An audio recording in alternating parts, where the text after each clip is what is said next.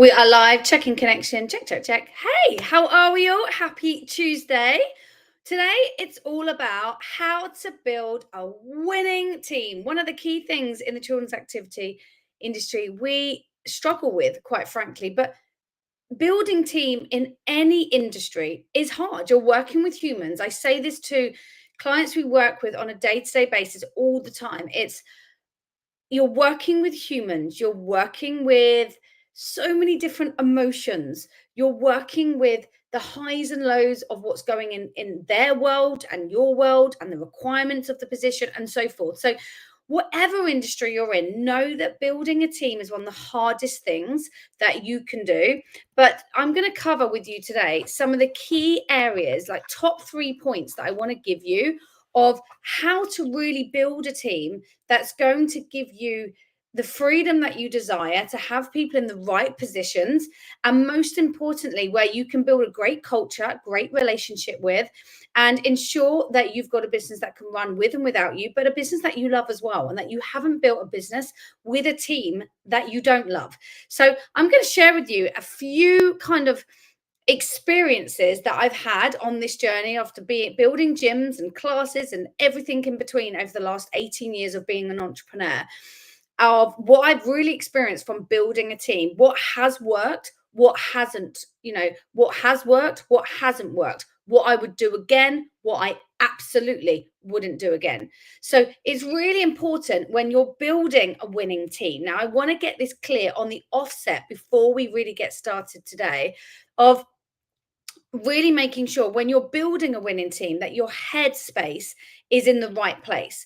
It's really important, because one of the key things of what stops people moving forwards, and when I'm looking at businesses, I'm like, we need to have this position filled, we need to recruit this place, you need to be out of this so you can then focus on the goals that you're trying to achieve. There's a reason if you're feeling like at the moment that you're not achieving what you should be achieving, it's normally because you haven't got the right support behind you. And as an entrepreneur, for sure, and I'm 18 years in, and whenever I'm starting a new company, you still feel that bootstrapping feeling, that feeling of like, but I can't hire because I don't have the money. I don't have the money sitting there. I don't have the resources. But you have to be able to hire to get that freedom, to get yourself in a different position in the company. And you have to be able to hire to ensure that you can move the company forwards. Otherwise, you are bootstrapping. So before we even talk about how to build a winning team, I want you to have your head in the right space before we move any further forwards. Of depending on the company, if you will just want a hobby business, then by all means, do not listen to this. You can just build it by yourself. But if you are looking to build a team and a company that can really grow and give you that time freedom that you desire, and to have a business that can really give you a great income, but also something, you might want to build a legacy with your business, you're wanting to really change a lot of children's lives. It really depends on what your personal goal is. You have to get over the fact that, you know what, you're going to have some people in your team that are amazing. You're going to make fantastic decisions. You're going to make really bad decisions. And I want you to know from the beginning that just because you might have a bad experience doesn't mean you think that's it, never doing it again. Because there's so many times that I've hired that I thought I could be like, do you know what, never again am I going there. Oh my goodness, I could do this completely better by myself. Katie saves the day, let's go. But do you know what, I wouldn't have the businesses I do today if I was in that mindset, because I wouldn't have the time to be able to do multiple different things, because I'm trying to do everything in one business. And believe me, in the early days, my goodness, would it have been easier to have had that mindset? For sure. There are many times, and I literally had this conversation with a parent this morning, actually, about building businesses and just the freedom around children.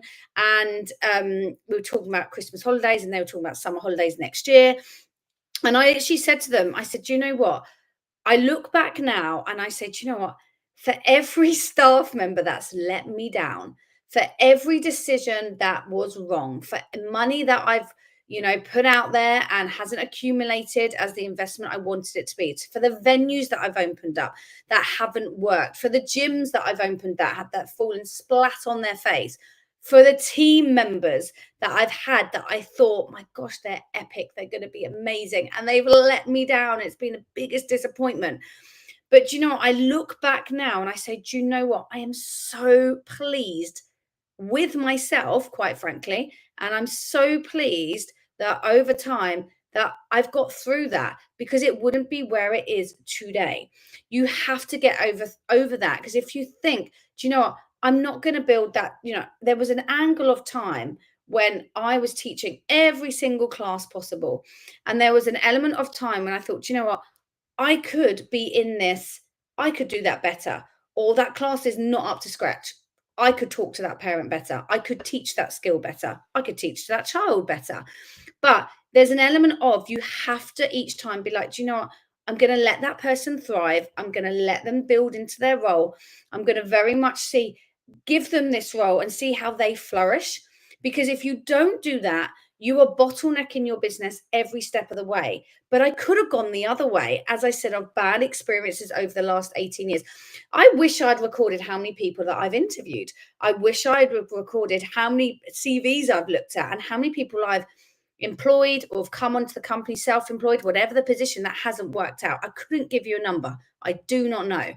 But you have to, at each point, get over that self in your mind of thinking, just because you might have made a bad hire, just because somebody did not work out, doesn't mean that next person isn't going to work out.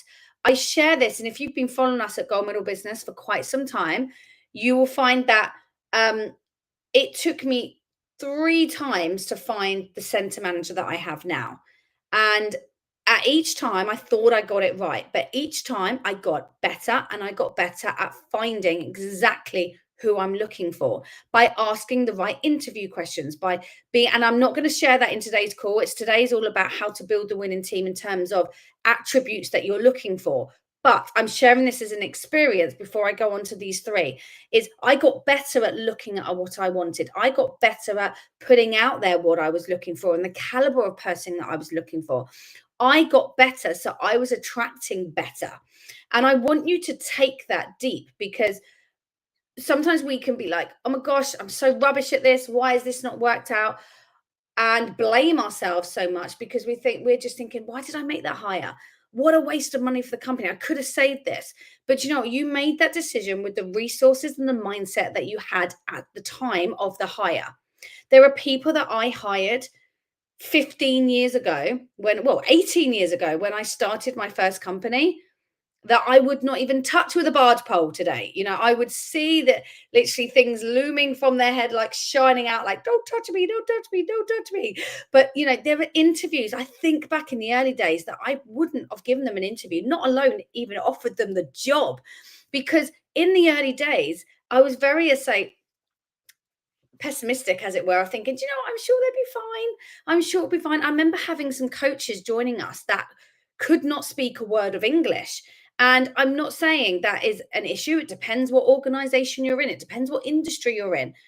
And I remember thinking, do you know what? They were under my wing at the time. So I thought, they were great gymnastic teachers. And they weren't customer facing as such, because that was me. I was speaking to all the customers, but they were good teachers. But they could only go so far with what they had. They interviewed horrendously bad. And nowadays, I said, they wouldn't even make it through the video cut. They wouldn't even get an interview with us, quite frankly, because we're looking for a lot more. We're looking for not just the gymnastic teacher now. We're looking for the whole round picture of customer service, good skills in the gym, good customer service from front end, from parent to child, customer growth, career growth. Depends what they're looking for. Obviously, that depends on full-time roles to part-time roles. But I'm giving you some examples here. Now, with this, yes, that was right in the company then. So I want you to, when you're listening to this training, is thinking, okay, look at your own journey. Now, if you're brand new in your journey, I want you to look at this and mark this. Think, do you know what? Every 6 months, I'm going to look at who I've hired, or every year, I'm going to look at who I've hired. But look and think, do a little bit of plan and think, do you know, who did I hire in my company in the first couple of years in business? who did I hire in the first 5 years of business? And then look at, would you hire them again? Because when I've looked at people that have worked for us and certain times where we might have not been happy with a member of staff, sure, the sun is beaming right through my windows. I should have shut our blinds.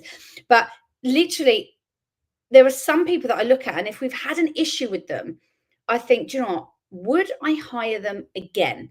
And if the answer is no, then you know you're making the right decision to either lay that person off, change their position in the company, or whatever's the right decision.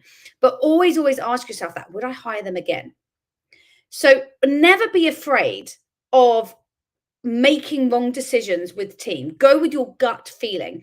If you're like, there's something not clicking, there's something not right, listen to your gut. Please listen to your gut, because there's so many times I didn't. And I thought, you know what? I can teach them that. It's fine. I will help them with that. But we haven't got time to do that. You need someone to come to the table with 90% of what you need. They're not going to be perfect. So please don't try to look for it. You never find them. You'll be a one-man band forevermore. But you've got to go into it with that mindset. So, as I said, I wanted to start this training with a bit of a mindset of what you're looking for when you're building a winning team, how to position it, not to be afraid of failure, just like every part of your business. You've got to go, you've got to go, you've got to go, you've got to move forward, you've got to make mistakes. Okay, so 3 points that I want you to go through when you're looking at who to hire in your children's activity business. Now, this is directly focused, obviously, for our industry, because it's really important. You are teaching children. You have to look at these 3 things over skill. Now, I'm talking here primarily to the teaching role in your business. If you are hiring a sales and admin person or a marketing person or accounts, then this is slightly different advice that I would give you. But I'm going to share with you, this is exactly what you're looking for when you're looking for teachers, you're looking for instructors, you're looking for coaches, whatever you call them. This is the 3 things that that for us as a company are absolutely non-negotiable. Number 1 is personality. I can't teach personality. I have tried, miserably failed. You can't teach personality over skill. I had a world champion gymnast come to us who was fantastic. Oh my gosh. I was sitting in awe watching them teach. And I thought, my God, this person's amazing. They were a world champion. I think they were being brought up in their qualifications and skills was from Romania. They were fantastic in every way. And I was sitting there thinking, do you know what? You are teaching me a thing or two sitting here. But do you know what was missing? Was personality. And I thought, it was such a shame, because I racked my brains and I was thinking, oh, how can I maneuver this? How can I work this? I don't want to lose this person. They're too good. But the be all and end all of it was, I was like, this person, and always think of this person is not going to fit with our team. I always think when we do team socials, and we think of this when we're interviewing, would this person work well with our current team? Because big thing to look at in our industry is they have to work as a team to be able to teach children to have a good vibe, energy, enthusiasm in the gym and all of that, and in your classes, and to work with the other member of your team. They've got to have a good vibe and a connection. You're not going to get it with everyone. They're not going to be best friends. So don't try and look for everyone to buddy up and everyone to be the best of friends. But you know what I mean? I'm just thinking that I was looking at this person thinking, they're just so far from the personality of the personalities we have currently in our team. And it was a no. And they didn't understand at the time, because they knew they were epic. And I tried to explain in the nicest way. They didn't, I mean, the English wasn't great. That was another big thing of mine. This was fast forward. And this was only about 4 or 5 years ago, since we'd massively changed how we interviewed. But personality, my friends, is absolutely everything. Do they gel with your company? Do they gel with the other people working for you? Do you like them? And always think when you're watching them, say, do you know what? Could I go and have dinner with this person and have a good chat for a couple of hours? Would I be fine? You're not going to say could be best of mates with them, but, and you are the boss, please don't try to be best of mates with everybody and buddy up with everyone. But literally just think, do you know what? Could I sit for a couple of hours and have a good chat with this person?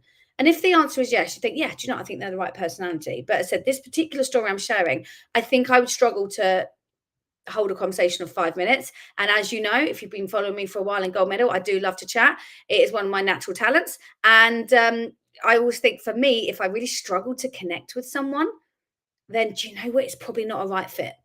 And I use exactly the same in our Gold Medal community of every person that we mentor with, whether it's myself or my coaching team.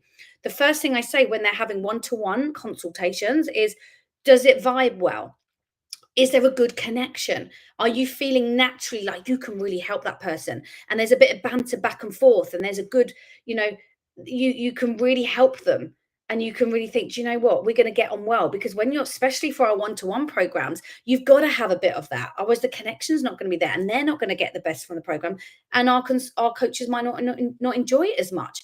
Every personality type is going to go well with different people. So we use exactly the same across the board in my companies. Personality over skill, number one. Number two, energy over skill. So this comes under the line very much of personality as well. But you could maybe look and think, do you know what, they've got a bit of a different personality. I'm not quite connecting with that, but I love their energy. That's just as important. So remember, energy high, happy, vibrant energy. I say this all the time as well. We're in the children's world. You need to have vibrant, energetic staff that should be able to turn it on at any time. Now, of course, people are always going to have a bit of a down day. We're humans. But I said again, one of my natural talents is energy. I can switch it on very easily. This is me naturally day to day. I don't have to try this energy. That's one of the biggest things of feedback we get through Gold Medal is through our lives. If I turned up doing a live, I was like, hi guys, so today we're going to be doing this. That's not my energy. That might work for some people. We're all different, but that's not my energy. I am high level. So if you think you've got someone that's coming in teaching a forward roll, teaching a skill on the pitch, whatever your sport, and then they're like, right, children, can we all go around in a circle? I would like this person to do, put your arms up by your ears and do your forward roll, tuck your head in. Oh, really good, mate. Lovely. Like, again, that works for different people. Your organization, that might work for. And I'm not saying everyone has to be like, whoa, let's go, let's go, let's go. But you need an element of, whoa, energy up, because you've got to get their attention. They're children. They got to think, I love coming to this class because I love that personality. I love that energy. They're so fun. They're really excitable. Okay, so you're going to have a mix of personalities and energy in your organization. Not everyone's going to be a clone of each other. And you don't want that at all. But you've just got to think, yeah, they've got nice energy. It might be different to this coach over here's energy. And they might be like, you might have one coach that's like, whoa, high five, girlfriend. I love it, love it, love it. Give us high five. That was a wicked handstand. That was a wicked, you scored that goal. You did that amazing pirouette. Fantastic. Love. Woo! High five, everyone. High five. Yeah, everyone give them a high. You don't have to be like that. You're not looking for clones. You may have someone that is literally like, guys, this is fantastic. Well done. I love all the work you've done this week. That's different energy to someone like, you're going to have different personalities. So you need to be a master of starting to appreciate different types of energy. But I said, it's just knowing. You will know once you start having this in the back of your mind. I can spot good energy very, very quickly. I never used to, but now I can tell straight away. We had someone come for an interview yesterday, and I could tell within 10, 15 seconds the way they introduced themselves, the way they just went straight in the gym. I can tell great energy. Can't fake it. It's part of you. Just even someone giving you a handshake and a smile on their face, eye contact. It's so important. And that's why we always do video first. No one gets a practical interview with us. And this is for every role in our organization, marketing, sales, teacher role, whatever it is, always a video first. Because why? What are we looking for? Personality, energy. I can teach skill to a degree. We're low-level gymnastics. This depends. If you're a high-level sport, you're going to look for someone different. But majority of our organizations in Gold Medal and a lot of our audience are low-level skill. And then they're building up to the high-level skill as they're growing their athletes. But you've just got to look at what matches your organization. As I said, personality and energy has to be a natural trait of this individual. I can't teach that, but I can teach you skill. So number one is personality. Number two is energy. Number three comes in line with the other two, but enthusiasm. So the same thing, they're all under the same umbrella, but you've just got to make sure someone could have really good personality and really good energy, but they may be late all the time. They may be like, oh, I don't really want to work. Oh, do I have to do this? Or they're not willing to go the extra mile. They're not showing up. They're there just to do the bare bones. They're not going be above and beyond. They're not really got much get up and go. Okay. So it's just looking at what's the enthusiasm to be there? What's the enthusiasm to progress? And that's not in terms of if someone says to you, "Look, I'm really happy with my role. I don't want anything else." That's not saying that person's not enthusiastic. They're just saying they're really happy where they are. They're two different things. But it's just mirroring, okay, just you will start to know the general feeling of when that person. I always recommend 2 or 3 interviews so you get a feel of personality. Don't just give them the job straight away on a first. If someone's coming to us for a coaching role, it's 3 interviews, 3 practical interviews, depending. If it's an assistant, it's 2. If it's a managerial position, it's 3. If it's a marketing or sales position, they're going to have a video, then they're going to have a Zoom call, and then they're going to come into the office and do the role. So we can see them on the phones. We can see them doing the actual job they're going to be doing. So 3 big things. You've got personality, you've got energy, and you've got enthusiasm. Now that you've got these top 3, I want you to look back. And if you can, write out all the people you've ever employed. Now, I see pictures, and this is really terrible, but it just shows the amount of people we've employed over 18 years, is I look back at some old pictures and like Christmas gatherings, event days, team building days, that sort of thing. And I'm like, I can't remember that person's name. Because at the time we had a lot of freelance stuff at one point. So a lot of people doing an hour here, 3 hours there. Now we have a lot more permanent staff. So there was a lot of stuff that at the time, I obviously knew their name, but now looking at it, I couldn't tell you who they are. And that's awful. But it shows the level of how far we've come in leadership. It shows where we've come in terms of connection with our team. But really recommend go through the people you've hired and just write them down on a list. And then at the side, just put personality, energy, enthusiasm, and just gut feeling. Don't spend long on it, bit of a brainstorm, and just tick as you go along. Go, yeah, they had energy. Nah, no, they were rubbish at that. Oh, no, they were really good. Their enthusiasm was off the scale. Personality wicked. So you can just scroll down and just bullet point it, and you will be able to see, okay, what worked, what didn't. And when you go through that exercise, you'll be in a better position as you recruit for the next position in your company. So building your winning team should be the funnest thing that you do in your business, because it's the only thing that's going to help you grow. Can't do it by yourself. So the good, you've got to take the good with the bad. You're going to have great hires, you're going to have bad hires, but don't let it disrupt your pattern. Don't let it set you back. When someone in the old days, when someone used to, can't use my sunglasses in this room, I'm going to have to shut these blinds. In the old days, when someone used to come to us and be like, and it didn't work out, it used to set me back about a couple of weeks and think, oh, I can't be bothered to recruit again. I've got to go through that all again. Now it's like, okay, get the ad out. We're always recruiting anyway. We're always recruiting 24/7, which I always encourage you to do, because you're always recruiting for students. You always need to always be recruiting for team members. So in line with this, my friends, next week we've got our last, drum roll please, our last Boost Your Cash Flow Accelerator of 2025. I know. How insane that we are at the back end of this year. Insane. It's gone so quick. I know we say that every year, but I swear this year has gone. I saw the Christmas decks being pulled out of the office yesterday, and I went, I remember buying that new one last year, and it doesn't feel that long. It really doesn't. So next week is our last Boost Your Cash Flow Accelerator.